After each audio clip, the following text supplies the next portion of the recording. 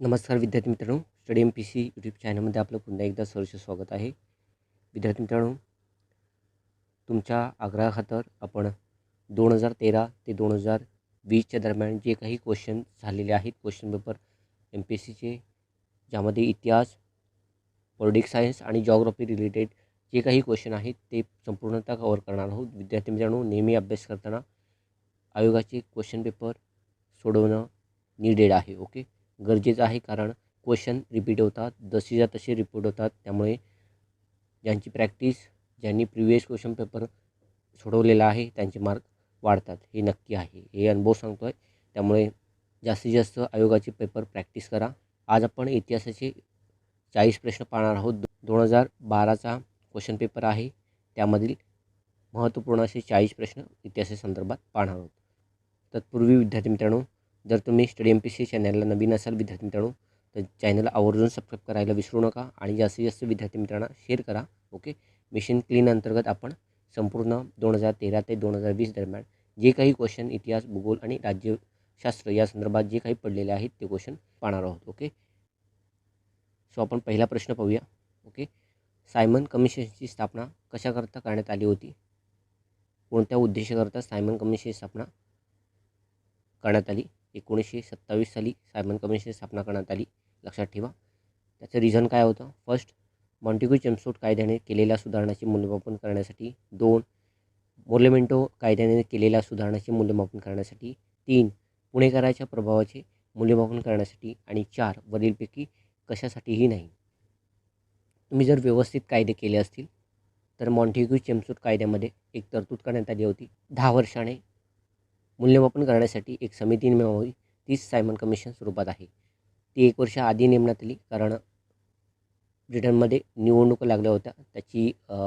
त्या निवडणुकीमध्ये पराभव होण्याची भीती हुजूर पक्षाला लागली होती. ओके, सो या कारणाने 1927मध्ये नेमण्यात आलं सायमन कमिशन, जे की 1928मध्ये एस्टॅब्लिश व्हायला पाहिजे होतं. ओके, सो या प्रश्नाचं उत्तर आहे मॉन्टेग्यू चेम्स्फोर्ड कायद्याने केलेल्या सुधारणाचे मूल्यमापन करण्यासाठी सायमन कमिशनची स्थापना करण्यात आली. एकूण 7 सदस्य होते, ज्यामध्ये एकही भारतीय नव्हता. ओके, याला मोठ्या प्रमाणात विरोध झाला भारतामध्ये. सेकंड क्वेश्चन पहा, मुडीमन समिती का नेमण्यात आली होती?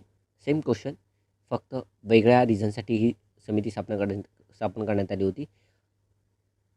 ऑप्शन आहेत 1919च्या कायद्याची चौकशी करण्यासाठी. ऑप्शन 2, 1909च्या कायद्याची चौकशी करण्यासाठी. ऑप्शन 3, द्विदल राज्यपद्धतीच्या चौकशीसाठी. ऑप्शन 4, जालियनवाला बाग हत्याकांडाची चौकशी करण्यात आली. सो या प्रश्नाचं उत्तर आहे विद्यार्थी मित्रांनो 1919च्या कायद्याची चौकशी करण्यासाठी. मुडीमन समितीची स्थापना 1924मध्ये करण्यात आली. ओके, अलेक्झांडर मुडीमन असं त्यांचं नाव होतं, त्यांच्या अध्यक्षतेखाली ही समिती स्थापन करण्यात आली होती, लक्षात ठेवा, महत्त्वपूर्ण आहे. ओके, आणि जालियनवाला बाग हत्याकांडाची चौकशी करण्यासाठी हंटर कमिशनची स्थापना करण्यात आली होती, लक्षात ठेवा, महत्त्वपूर्ण आहे. 1924 मुडीमन समिती. त्यानंतर 43वा प्रश्न पहा, महात्मा गांधीजींच्या नेतृत्वाखाली शेतकऱ्यांनी 1918मध्ये साराबंदीची चळवळ कोणत्या जिल्ह्यात सुरू केली? महत्त्वपूर्ण आहे. 1, गोरखपूर, 2, सोलापूर, 3, खेडा आणि 4, पुणे. सो या प्रश्नाचं उत्तर सगळ्यांना माहिती असेल, खेडा. साराबंदीची चळवळ खेडा या जिल्ह्यामध्ये सुरू केली 1918मध्ये. डायरेक्ट 43वरून 45 क्वेश्चन पहा, कारण 44 कॅन्सल करण्यात आलेला आहे. सो गोपाळ गणेश आगरकरांच्या बाबतीत हा प्रश्न विचारण्यात आला होता. गोपाळ गणेश आगरकरांच्या बाबतीत कोणते विधान खरे आहे? ए, त्यांच्यावर चिपळूणकरांचा प्रभाव होता. बी, टिळकांशी सामाजिक सुधारणांवर झालेल्या मतभेदामुळे त्यांनी केसरीचा राजीनामा दिला. सी, त्यांनी शेक्सपियरच्या हॅम्लेटचे रूपांतर मराठी भाषांतर केलं, त्यांनी ट्रान्सलेशन केलं हॅम्लेटचे. आणि डी, ते देव न मानणाऱ्यांपैकी होते. सो या प्रश्नाचं उत्तर आहे विद्यार्थी मित्रांनो, वरीलपैकी सर्व विधाने बरोबर आहेत. चिपळूणकरांचा प्रभाव होता, त्यानंतर सामाजिक की राजकीय सुधारणावर त्यांच्यामध्ये भांडणं झाली, सो त्यांनी राजीनामा दिला केसरीचा. आणि 1988मध्ये गोपाळकृष्ण गोखलेंच्या सहकार्याने त्यांनी सुधारक नावाचं वृत्तपत्र काढलं. ओके, नंतर त्याचप्रमाणे शेक्सपियरच्या हॅम्लेटचे मराठीत रूपांतर केलं विकार विलसित म्हणून, आणि ते देव न मानणाऱ्यांपैकी होते. ओके, वरीलपैकी सर्व विधानं बरोबर आहेत. ओके, त्यानंतर क्वेश्चन 46 पहा, कोणत्या देशातील प्रतिक्रियेमुळे भारतात खिलाफत चळवळ सुरू झाली? 1920ची खिलाफत चळवळ आहे, ते कोणत्या देशातील प्रतिक्रियेमुळे भारतात खिलाफत चळवळ सुरू झाली? 1 इंग्लंड, 2 जर्मनी, 3 ब्रह्मदेश आणि 4 तुर्कस्तान. सो विद्यार्थी मित्रांनो, असहकार चळवळ व्यवस्थित तुम्ही केली असेल तर या प्रश्नाचं उत्तर पटकन निघेल तुमच्या. कारण पहिल्या महायुद्धामध्ये इंग्रजांनी तुर्कस्तान विरुद्ध लढाई करली होती आणि त्यावेळी भारतातील मुसलमान हे तुर्कस्तानच्या खलिफाला मानत असत. सो दॅट तुर्कस्तान देशातील प्रतिक्रियेमुळे भारतात खिलाफत चळवळ सुरू झाली होती. लक्षात ठेवा, महत्त्वपूर्ण आहे. याचाच फायदा महात्मा गांधीजींनी उचलून त्यांनी त्यांच्या सहकार्याने असहकार चळवळ सुरू केली होती. लक्षात ठेवा. प्रश्न 47 पहा. 1902 सरकारी नोकऱ्यात मागासवर्गीयांसाठी जागा राखून ठेवण्याचा क्रांतिकारी निर्णय कुणी घेतला? ऑप्शन पहिला पहा, doctor Babasaheb Ambedkar. Option 2 Mahatma Gandhi. Option 3 R.D. Karve आणि ऑप्शन 4 छत्रपती शाहू महाराज. तर या प्रश्नाचं उत्तर आहे छत्रपती शाहू महाराजांनी 1902 साली सरकारी नोकऱ्यात मागासवर्गीयांसाठी जागा राखून ठेवण्याचा क्रांतिकारक निर्णय घेतला होता. लक्षात ठेवा. त्यानंतर क्वेश्चन 48 बरोबर. प्रार्थना समाजाबाबत कोणत्या बाबी बरोबर आहेत? ए, प्रार्थना समाजाची स्थापना तर्खडकर बंधूंनी केली. बी, समाजाने सुबोधपत्रिका मुखपत्र चालवले. सी, वारसा भागवत धर्मातून घेतल्याचे मानतो. आणि डी, हिंदुत्वाच्या प्रवृत्तीशी मेळ घातला आहे. ऑप्शन दिलेले आहेत 4. यापैकी आपल्याला योग्य विधान ओळखायचं आहे. तर्खडकर बंधू म्हणजे आत्माराम पांडुरंग तर्खडकर यांनी ही प्रार्थना समाजाची स्थापना केली होती. हे विधान बरोबर आहे. सो ऑप्शन 3 जातो. एलिमिनेशन करायला शिका. ओके, लगेच तुमची उत्तरं मिळतील आणि ॲक्युरसी जास्त बसेल. ओके, त्याचप्रमाणे समाजाचे जे मुखपत्र होतं ती सुबोधपत्रिका होतं. सो लक्षात ठेवा. बी हे विधान बरोबर आहे. आणि वारसा भागवत धर्मातून घेतल्याचे मानतो बरोबर आहे. हिंदुत्वाच्या प्रगतीच्या प्रवृत्तीशी मेळ घातला हेही सुद्धा बरोबर आहे. वरील सर्वपैकी बरोबर आहे. लक्षात ठेवा, महत्त्वपूर्ण आहे. त्यानंतर क्रोनॉलॉजी विचारण्यात आलेली आहे. 41वा क्वेश्चन आहे. घटनांचा कालानुक्रमाने क्रम लावा असा प्रश्न आहे. ए, स्वदेशी चळवळ. बी, खिलाफत चळवळ. सी, सविनय कायदेभंग चळवळ. आणि डी, चलेजा चळवळ. यापैकी जर आपल्याला एक तरी माहिती पडला असेल तर लगेच ॲन्सर मिळेल. सो स्वदेशी चळवळ ही 1905 सुरू झाली. खिलाफत चळवळ 1920 साली. सविनय कायदेभंग चळवळ ही 1930 साली. आणि चलेजाव चळवळ आहे ती 1942 साली. सो या प्रश्नाचं उत्तर आहे विद्यार्थी मित्रांनो ए, बी, सी आणि डी. ओके, ऑप्शन 4 या प्रश्नाचं उत्तर आहे. ओके, त्यानंतर प्रश्न 50वा. लॉर्ड मिंटो यांच्या प्रोत्साहनामुळे कोणती संघटना 1906 स्थापन झाली? 1 आहे राष्ट्रीय काँग्रेस. 2 आहे सार्वजनिक सभा. 3 आहे मुस्लिम लीग. आणि 4 आहे आझाद हिंद सेना. तर या प्रश्नाचं उत्तर आहे विद्यार्थी मित्रांनो ढाका येथे मुस्लिम लीगची स्थापना 1906 झाली. लक्षात ठेवा, महत्त्वपूर्ण आहे हा क्वेश्चन. त्यानंतर क्वेश्चन 51. स्वतंत्र मजूर पक्षाबाबत काय खरे नाही? सो आपल्याला चुकीचं विधान यापैकी ओळखायचं आहे. अ दिलेला आहे. ए दिलेला आहे तो डॉक्टर बाबासाहेब आंबेडकरांनी स्थापन केला. बी दिलेला आहे जनता या पक्षाचे मुखपत्र होते. सी दिलेला आहे काबाड कष्ट करणाऱ्यांचे हित पक्षाने जोपासले. डी दिलेला आहे पक्षाने 1937च्या निवडणुका लढवल्या. आणि ई दिलेला आहे पक्ष अखिल भारतीय शेड्यूल कास्ट फेडरेशनमध्ये विलीन झाला. सो या प्रश्नाचं उत्तर आहे विद्यार्थी मित्रांनो जो ई ऑप्शन दिसतो आहे आपल्याला. सो ई ऑप्शन कुठे दिलेला आहे? 4 पर्यायामध्ये 4. सो पर्याय 4 या प्रश्नाचं उत्तर आहे. मजूर पक्ष आहे जो की स्वतंत्र मजूर पक्ष 15 ऑगस्ट 1935 स्थापन झाला. ओके, तो पक्ष शेड्यूल कास्ट फेडरेशनमध्ये समाविष्ट करण्यात आला नाही. ओके, विलीन करण्यात आलेला नाही. शेड्यूल कास्ट फेडरेशनची स्थापना आहे ती 1942 करण्यात आली होती. लक्षात ठेवा. आणि बाकी सर्व विधानं बरोबर आहे. जनता या पक्षाचे मुखपत्र आहे. लक्षात ठेवा. स्वतंत्र मजूर पक्षाचे यावरती प्रश्न विचारला जाऊ शकतो. स्वतंत्र मजूर पक्षाचे कोणतं मुखपत्र होतं? जनता. ओके, लक्षात ठेवा. त्यानंतर क्वेश्चन 52. परत सायमन कमिशनवर क्वेश्चन आहे पहा. एकाच एक्झाममध्ये 3 वेगवेगळ्या अँगलने प्रश्न विचारण्यात आलेले आहेत. सायमन कमिशनने कोणत्या शिफारसी केल्या होत्या? सो 1, 2, 3, 4 अशी विधानं दिलेली आहे. पर्याय दिलेले आहेत. एकूण लोकसंख्येच्या 10 ते 15% लोकांना मताधिकार मिळावा म्हणजे वोटिंग करण्याचा अधिकार ह्या 10 ते 15% लोकांना मिळावा केंद्रात द्विदल शासन पद्धतीचा स्वीकार करू नये. आणि 3 प्रांतामधील द्विदल शासन पद्धती रद्द करण्यात यावी. आणि 4 वरीलपैकी सर्व. सो या प्रश्नाचं उत्तर आहे विद्यार्थी मित्रांनो वरीलपैकी सर्व विधाने, सर्व शिफारसी या सायमन कमिशनने 1930मध्ये आपल्या रिपोर्टमध्ये केल्या आहेत. ओके.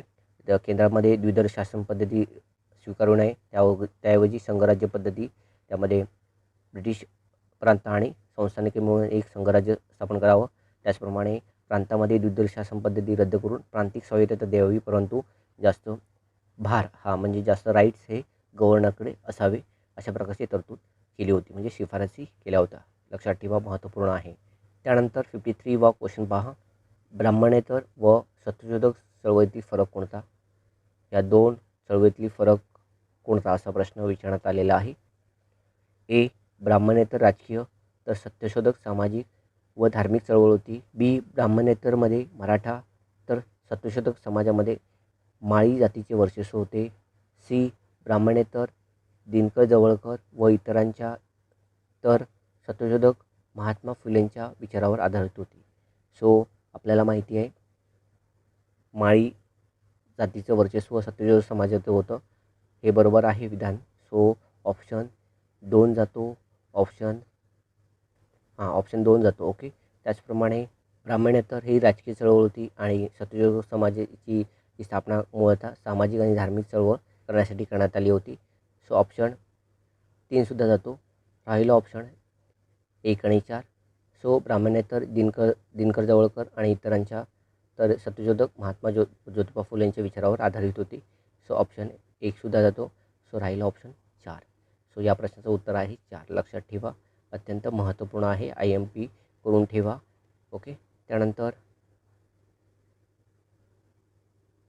54वा प्रश्न पहा.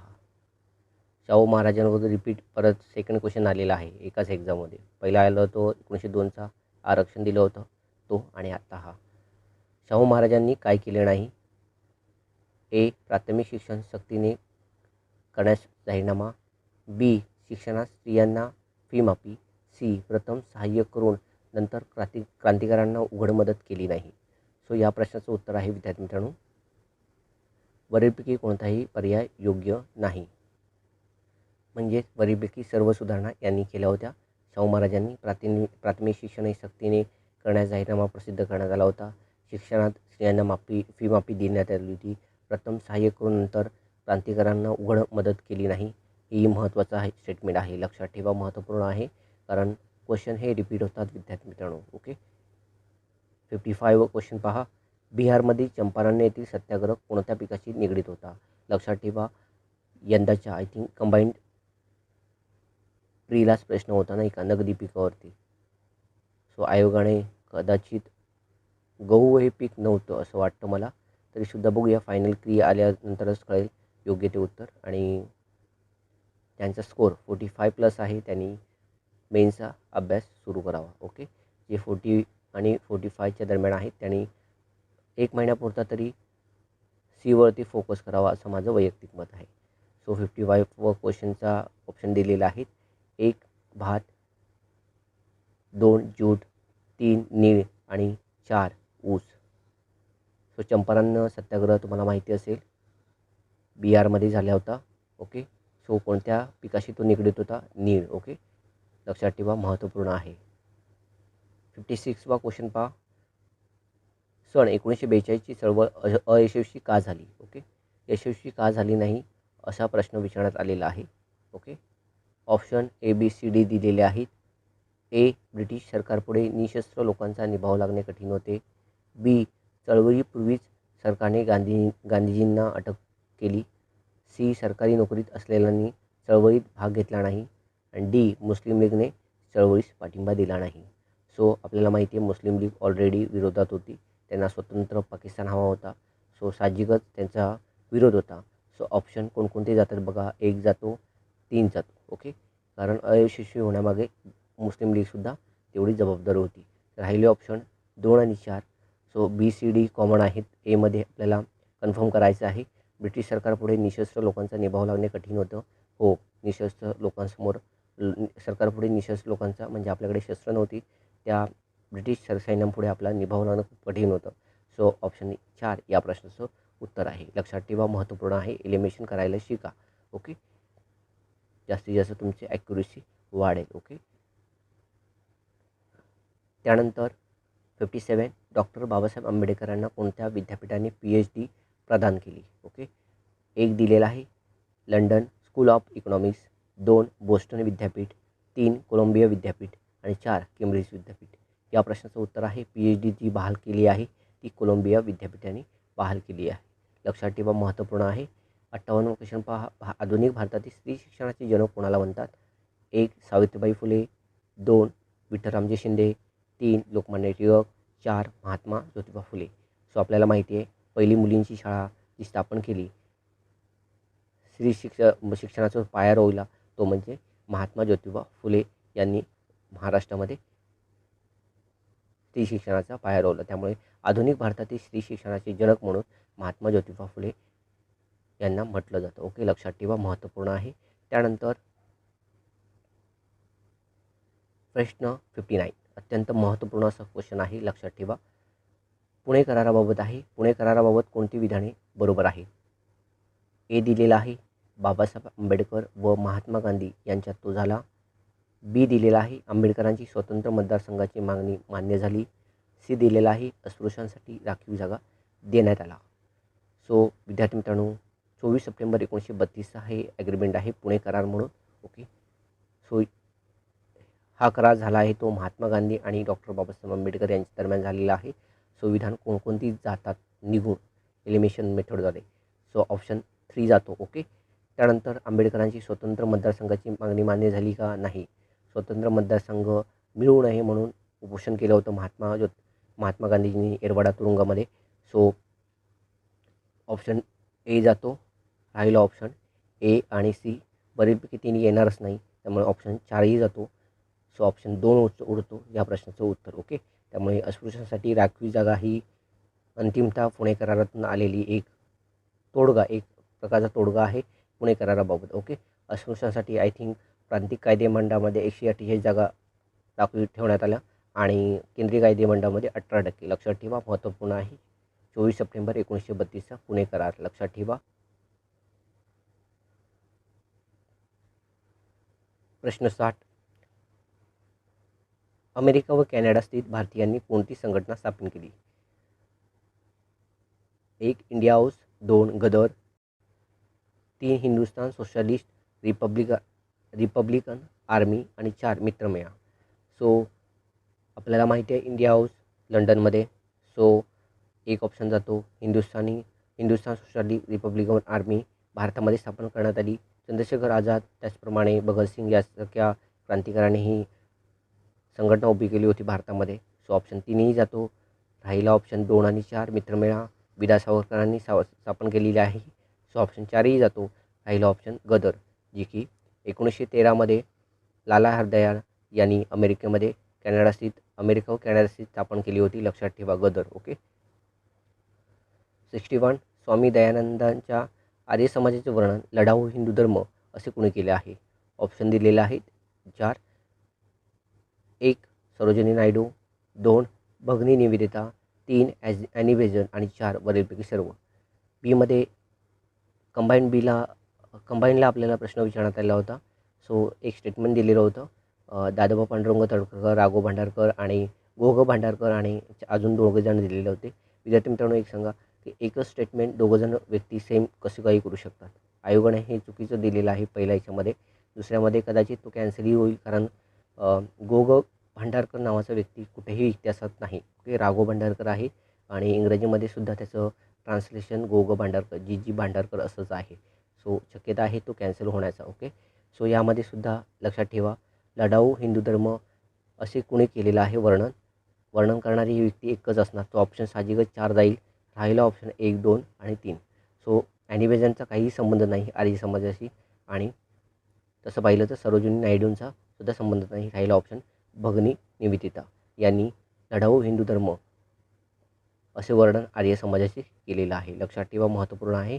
असे एलिमिनेशन करायला शिका. नक्की तुमचे जास्तीत जास्त मार्क वाढतील. ओके, 62वा क्वेश्चन क्रिप्स योजना काँग्रेसने का नाकारली. 1942ची क्रिप्स योजना काँग्रेसने का नाकारली. 1. मुस्लिम लीगने क्रिप्स मिशनला पाठिंबा दिला होता. 2. भारतातील कोणत्याही राजकीय पक्ष क्रिप्स योजनेबाबत समाधानी नव्हता. 3. क्रिप्स योजनेत पाकिस्तान निर्मितीचा समावेश होता. आणि 4. वरीलपैकी कोणताही पर्याय योग्य नाही. सो का नाकारले तर भारतातील कोणताही राजकीय पक्ष क्रिप्स योजनेबाबत समाधानी नव्हता. लक्षात ठेवा. सो ऑप्शन 2 या प्रश्नाचं उत्तर आहे. क्रिप्स योजना फेटाळण्याबाबत काँग्रेसचं हे कारण आहे. ओके. त्यानंतर 1857च्या उठावावरती प्रश्न विचारण्यात आला होता. 63वा प्रश्न आहे. 1857च्या उठावास काय कारणीभूत आहे झाले? ए. डलहौसीचे आक्रमक धोरण. बी. सामाजिक व धार्मिक जीवनातील हस्तक्षेप. सी. सैनिकातील असंतोष. डी. कंपनी काळातील राज्यविस्तार. सो या प्रश्नाचं उत्तर आहे प्रश्न 4 या प्रश्नाचं उत्तर आहे. लक्षात ठेवा, महत्त्वपूर्ण आहे. 1857च्या उठावास कारणीभूत वरीलपैकी सर्व कारणे कारणीभूत आहेत. लक्षात ठेवा, महत्त्वपूर्ण आहे. त्यानंतर 64वा प्रश्न पहा. 1920च्या असहकार चळवळीला काय प्रेरक होते? म्हणजे एक प्रकारचं बॅकग्राऊंड काय होतं ही चळवळ उभी राहण्यासाठी? कारणे काय होती? प्रेरक म्हणजे ए दिलेला आहे पहिल्या महायुद्धाने वाढलेली महागाई. बी दिलेला आहे सरकारच्या कायद्याने व्यक्ती व व्यक्ती स्वातंत्र्यावर घातलेल्या मर्यादा. सी दिलेला आहे ब्रिटिशांच्या विरोधातील असंतोष. आणि डी दिलेला आहे खिलाफत प्रश्नामुळे ब्रिटिश विरुद्ध मुस्लिम समाज. सो आपल्याला पहिला प्रश्न माहिती होता. डी विधान हे आपल्याला माहिती आहे की 1920 असहकार चळवळी अगोदर खिलाफत चळवळ इंग्रजांविरुद्ध चालली होती. कारण फर्स्ट वॉरमध्ये तुर्किस्तानच्या खलिफाचं साम्राज्य ब्रिटिशांनी कंट्रोल केलं होतं. सो भारतातील मुसलमान हे खलिफाला मुख्य मानत होतं. सो त्याविरोधात भारतामध्ये खिलाफत चळवळ सुरू झाली.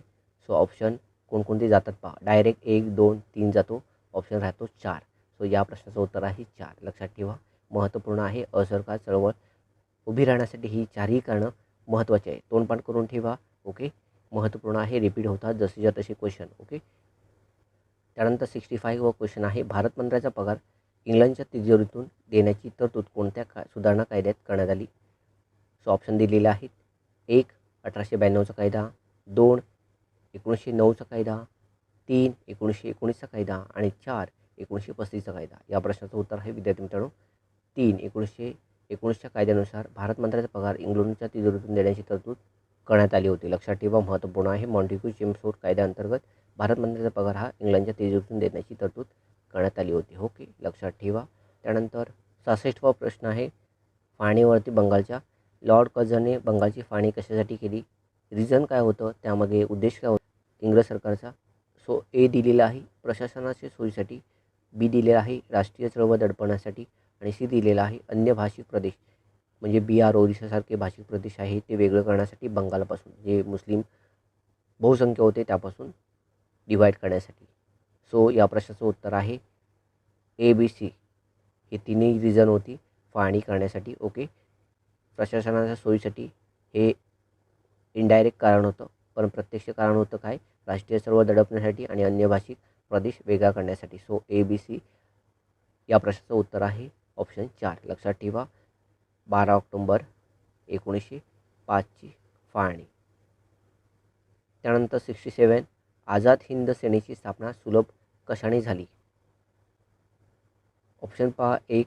दुसऱ्या महायुद्धात ब्रिटिश संकटात सापडल्याने. ऑप्शन 2. पहिल्या महायुद्धातील ब्रिटिशांचा प्रभाव. ऑप्शन 3. बंगालची फाळणी. आणि ऑप्शन 4 बऱ्यापैकी एकही नाही. सो आझाद हिंद सेनेची स्थापना केव्हा करण्यात आली? 1 सप्टेंबर 1942. सो ऑप्शन कोणकोणते एलिमिनेशन होतात लक्षात ठेवा. पहिलं महायुद्ध झालं ते 1913 ते 1919 दरम्यान आहे. आझाद हिंद सेनेची स्थापना कधी झाली? 1942 दरम्यान आहे. सो ऑप्शन 2 जातो. बंगालची फाळणी 1905मध्ये करण्यात आली. ऑप्शन 3ही जातो. राहिलं ऑप्शन वरीलपैकी एकही नाही आणि 1 म्हणजे 1 आणि 4 होतो. सेकंड वर्ल्ड वॉर वेळी आझाद हिंद सेनेची स्थापना राजबिहारी बोसांनी केली होती बँकॉक येथे. एक इंडियन इंडिपेंडंट लीगची एक लष्करी शाखा होती जी की राजबिहारी बोसांनी स्थापन केली. त्यानंतर त्याचं नेतृत्व आहे ते आझाद हिंद सेनेचे सुभाषचंद्र बोसांकडे आलं. लक्षात ठेवा, आझाद हिंद सेनेची मूळ ती स्थापना आहे ती राजबिहारी बोसांनी केली होती. लक्षात ठेवा, जर प्रश्न आला तर प्रश्नाचं उत्तर आहे राजबिहारी बोसांनी आझाद हिंद सेनेची स्थापना बँकॉक येथे 1 सप्टेंबर 1942मध्ये केली. 42 साली सुभाषचंद्र बोस हे जर्मनीला होते. ओके, 43मध्ये ते जपानमध्ये आले. लक्षात ठेवा. ओके, या प्रश्नाचं उत्तर आहे दुसऱ्या महायुद्धात ब्रिटिश संकटात सापडल्याने त्याचा फायदा म्हणून आझाद हिंद सेनेची स्थापना केली. ओके, लक्षात ठेवा. त्यानंतर 68वा क्वेश्चन पहा. ज्योतिबा फुलेंबाबत काय खरे नाही? चुकीचं विधान आपल्याला याबद्दल ओळखायचं आहे. ए. ज्योतिबांच्या यात्रेदिवशी जन्म म्हणून नाव ज्योतिबा. बी.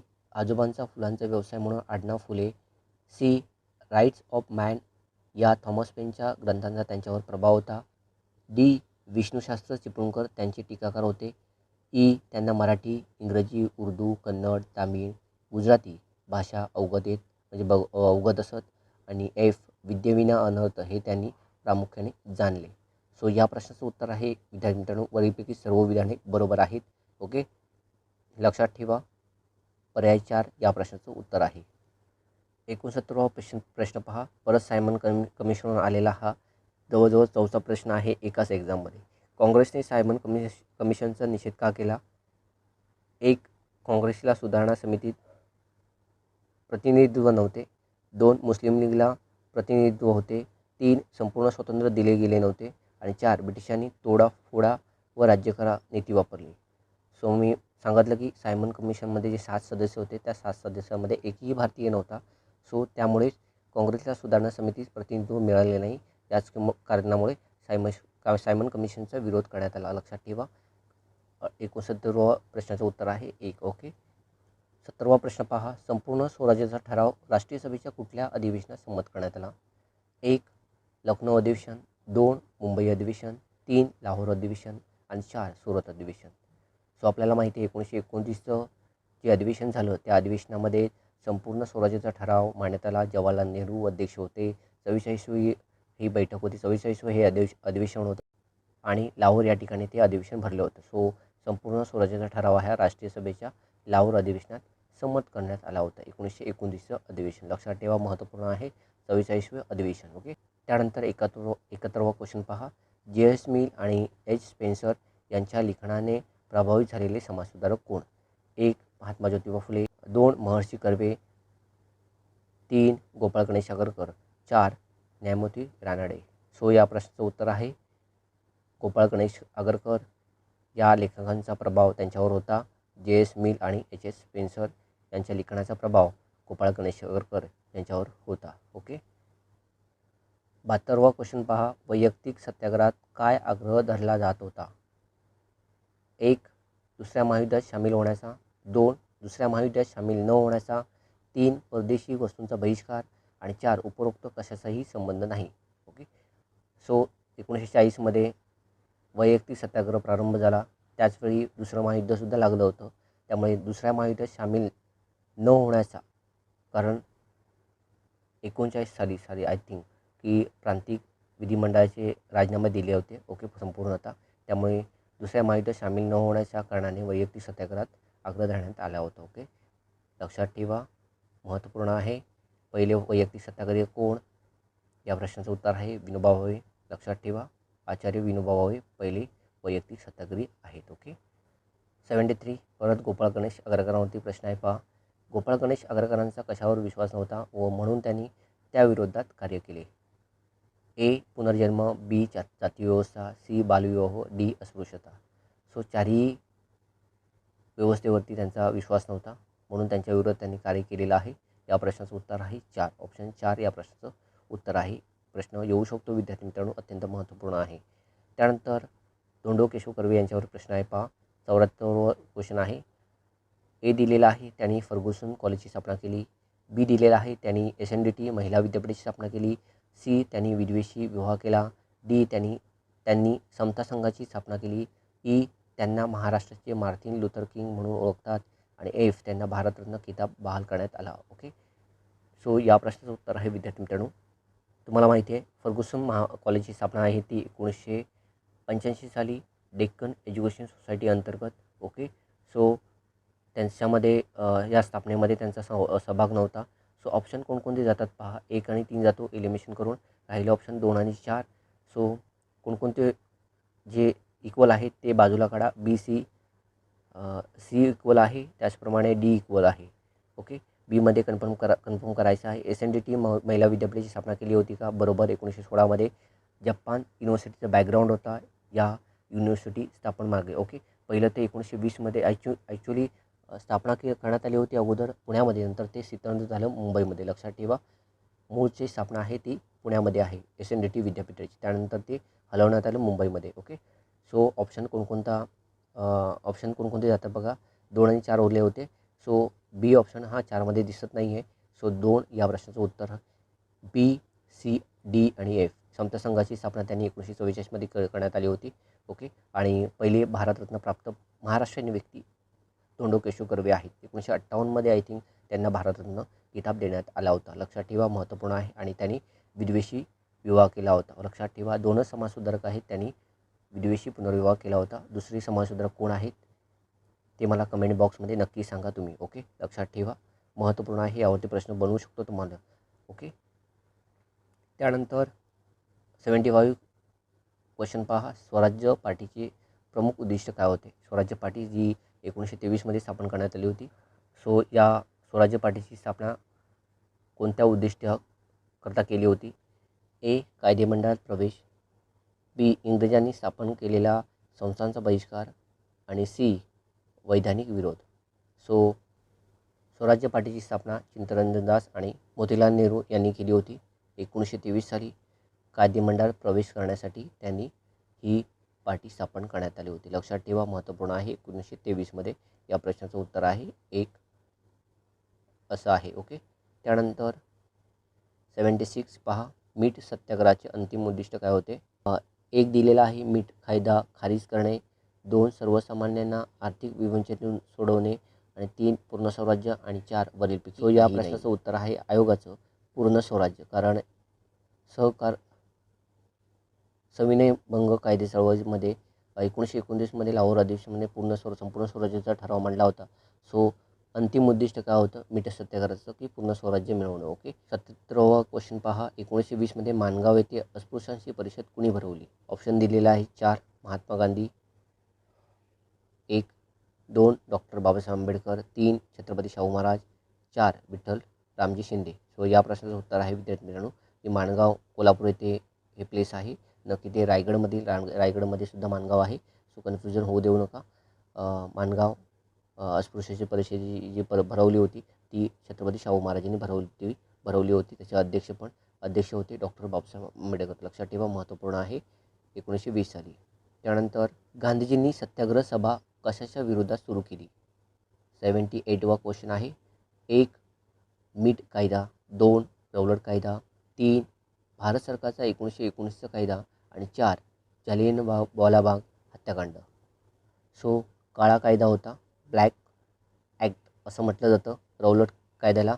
सो रौलट कायद्याचा विरोध करण्यासाठी सत्याग्रह सभा गांधीजींनी स्थापन केली होती. लक्षात ठेवा, महत्त्वपूर्ण आहे. 79 महाराष्ट्राचे आद्य समाजसुधारक कोणाला म्हणतात? सो 1 छत्रपती शाहू महाराज, 2 महात्मा ज्योतिबा फुले, 3 अण्णा हजारे, आणि 4 नाग गोरे. या प्रश्नाचं उत्तर आहे विद्यार्थी मित्रांनो महात्मा ज्योतिबा फुले यांना महाराष्ट्राचे आद्य समाजसुधारक असे म्हणतात. ओके, आणि 80वा क्वेश्चन, 40वा क्वेश्चन पहा आता, अंतिम शेवटचा क्वेश्चन. पंडिता रमाबाईंबद्दल कोणती विधानं बरोबर आहेत? सो यांच्याबद्दल कोणती विधानं स्टेटमेंट आहेत ते बरोबर आहेत? ए, त्या संस्कृत भाषेत निशांत होत्या, बी, त्या वेदांवर प्रवचन देत, आणि सी, त्यांनी ख्रिश्चन धर्माचा स्वीकार केला आहे. सगळ्यांना माहिती आहे त्यांनी ख्रिश्चन धर्माचा स्वीकार केला आहे. सो ऑप्शन कोणकोणते जातात पहा. 4 जातो, 2ही जातो, 1ही जातो, राहिला ऑप्शन 3. 3 या प्रश्नाचं उत्तर आहे बरोबर. त्या संस्कृत भाषेत निशांत होत्या, निपुण होत्या, वेदांवर ते प्रवचन देत असत, आणि त्यांनी ख्रिश्चन धर्माचा स्वीकार केला होता. लक्षात ठेवा, अशा प्रकारे 40 क्वेश्चन आपण पाहिलेले आहेत. विद्यार्थी मित्रांनो, जास्तीत जास्त तुम्ही प्रिव्हियस क्वेश्चन पेपर पहा. जेवढी तुम्ही प्रॅक्टिस कराल तेवढं तुमचं मार्क वाढण्याचे चान्सेस आहेत. ओके, नियोजन करा व्यवस्थित. कंबाईंड सीचं 2012चे पेपरमधील हे क्वेश्चन पाहिले आहेत. 2013चे नेक्स्ट उद्या आपण पाहणार आहोत.